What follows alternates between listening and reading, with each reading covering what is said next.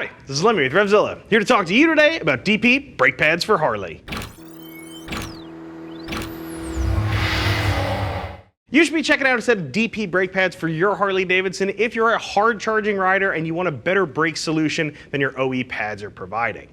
Now, these things are currently being produced by DP for a pretty wide range of Harley Davidsons, mostly late model stuff, of course, because late model bikes are wearing disc brakes. I'd recommend you use our bike finder. Throw your year, make, and model in there. We're going to show you the exact set of pads for your motorcycle. I would emphasize that's super important on this stuff too. Brakes are something you don't want to mess around with, especially when it comes down to possibly getting the wrong part. Installation on these are a 2-bearder on our beard scale of difficulty. It's not a particularly difficult process to swap out brake pads mechanically speaking. However, I would recommend if you don't have experience doing it, you get somebody else in on the job with you. Again, pushing it into that 2-beard territory is just the fact this is your brakes. This is sort of important. Your life relies upon it. Let's get into the brake pads themselves. DP Brakes has been around for a long while. They make great brake pads, and they actually only offer one formulation for Harley Davidsons. These guys are pretty committed to braking efficacy. As such, that one formulation that they offer is a fully sintered pad. Now, for those of you who aren't completely clear on that meaning, a fully sintered pad is actually the most aggressive brake pad you can buy. They typically have the highest friction ratings, and they're typically going to stop your bike most quickly. Now, that sounds fantastic. However, there are some other downsides to them that you should be aware of before you select a set for your bike. Your Harley Davidson most likely did not come with a set of fully sintered pads on it, so there is going to be a little bit of a change there. Now, fully sintered pads, even though they are crazy aggressive, they do a great job stopping the bike. They love to be hot. So again, that's why I mentioned harder charging riders. If you're on the brakes, off all the time, doing lots of canyon riding, you're one of the aggressive hot rod riders out there, these can be helpful for you. These are also great too for those of you who are on really heavy bikes. They tend to heat up the brakes really fast, and you'll be able to take advantage of something like a sintered brake pad. You should also know too that sintered brake pads can be a little bit on the loud side until they get heated up, and sometimes loud even when they are hot. So if noise is a big concern for you, a sintered brake pad might not be the way to fly.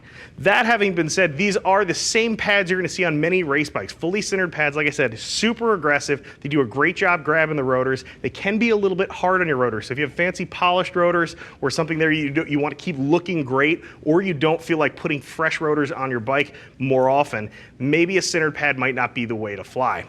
So when you're looking at these puppies, one thing you should know about the construction, in addition to the fact they are fully sintered, I want you to check out the back of these pads.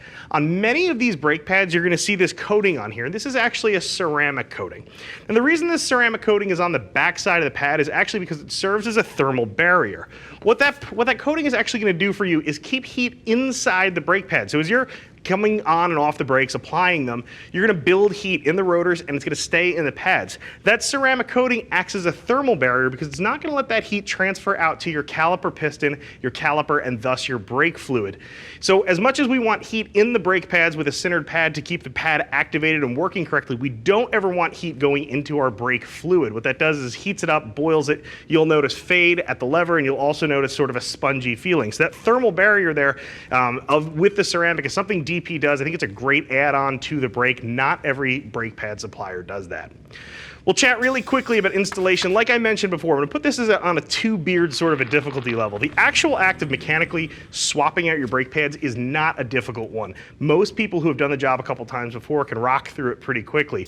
I'm pushing into that 2-beard category because this is one, if you've never done before, I would definitely recommend having someone who's experienced kind of looking over your shoulder, helping you out. If you're in doubt or you don't have a buddy who can help you, this is definitely something you want to take to the shop. Brakes are not an item to mess around with. That having been said, if you have done this before, you do feel confident in your mechanical abilities, basic hand tools should see you through this job on just about any Harley Davidson you may have in your garage. Now, if it's not already clear, I really do like DP brakes. These things are great, again, especially for you hard charging riders, those of you riding fully loaded dressers and you're really beating stuff up, kind of riding a little bit hot. Don't take my word for it though, click that info button. Check out what some riders who are rocking a set of DP Sintereds on their Harley have to say about them. If you have questions that I have not answered, get in touch with one of our friendly gear geeks. Whether it's fitment information or you need a little bit of help on the installation, we can help you out. You can get us by phone, 877-792-9455. Alternatively, you can always drop us an email to cs@revzilla.com. I'm Lemmy. I'm out of here.